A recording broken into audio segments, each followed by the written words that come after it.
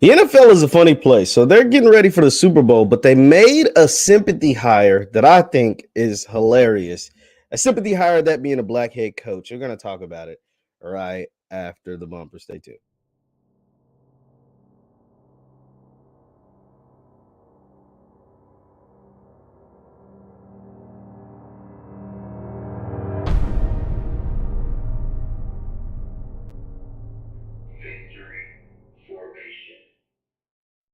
What's good people? My name is JeffLightsyJr here at the Black Boss channel and Victory Formation. Thank you guys for tuning in. Be sure to hit that thumbs up button, like, share, and subscribe, and notification bell because we upload every single day. Now, the NFL is getting a lot of scrutiny.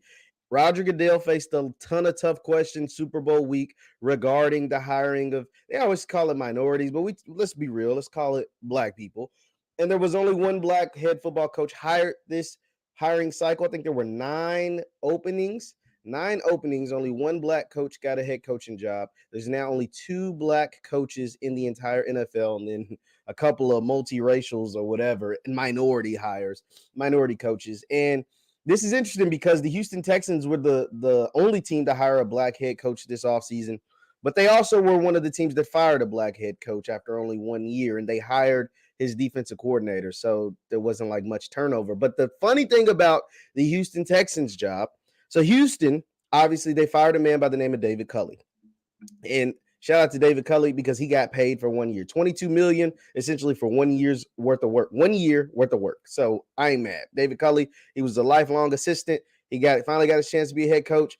They only gave him 1 year, but he got fired, but he walked away with a bag. $22 million. I can't be mad at that.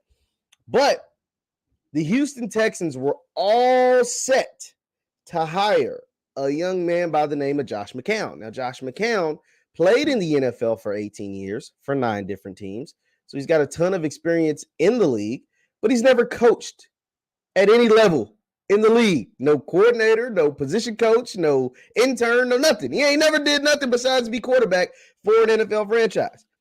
And the Houston Texans interviewed Mr. Josh McCown twice, and all the reporters, the big-time reporters, Ian Rappaport, Adam Schefter, all of these dudes, Albert Breer, all these dudes said, or at least had it on good authority, that the Texans were about to hire Josh McCown as their new head coach because they like Josh McCown. They really wanted him to be the head coach. And then the Brian Flores lawsuit happened. And as soon as the Brian Flores lawsuit happened, after interviewing Josh McCown twice, the Texans pivoted. They headed towards who? The black man, Lovie Smith, who had not gotten an interview, who was not on the original interview list, who was not even considered a candidate until when? Brian Flores' lawsuit. Now, the guys on TV will tell you, because a lot of them played in the NFL, a lot of them know Lovie Smith. Lovie Smith obviously was a head coach for 2 other NFL organizations. Say, oh, no, they chose the right guy because Lovie Smith, did some good things. And Lovie Smith was a really good NFL head coach. With the Bears, he went to a Super Bowl. He coached for the Buccaneers for a few years. And then he even was a head coach at college. He didn't have a great stint at Illinois, but he was a head coach. So he is a head coach's head coach. But they didn't want Lovie Smith. The Texans never wanted Lovie Smith. The Texans pivoted because all of the backlash they know they would have gotten if they would have hired a guy who has never coached at any level of football, especially not at the NFL level, as their head coach. When all these qualified black candidates are out here and they didn't choose any of them, that including Brian Flores, that including Lovie Smith, that included keeping their own coach, David Culley, who was like a 30-year NFL assistant. So, yeah, that to me was a sympathy hire. Now, the guys on TV will tell you, no, it wasn't a sympathy hire. They hired the best guy, man. BS. That's not true.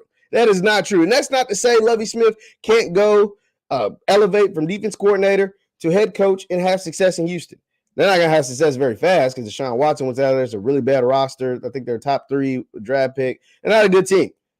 But I just find that hilarious. The Texans were all about to hire this man who had never coached a day in the NFL, albeit 18 years as a quarterback. But 18 years as a quarterback for 9 different teams does not equate head coach in the NFL when there's qualified head coaches, like Brian Flores, like Byron Leftwich, like Todd Bowles and Lovie Smith, or even the guy you just had, David Culley. So it's going to be interesting. Do not be surprised if Lovie Smith is just a rent-a-coach. It's just a rent-a-coach like David Culley was. They only give him 1 year, and they end up double backing and hiring Josh McCown next year because the Texans aren't going to be good. They're going to go. They went 3-17. I want to say this past season. They might go 5. They went 3-14, not 3-17, 3-14. They might go 4-13 next year or 5-12. They're going to be a bad team.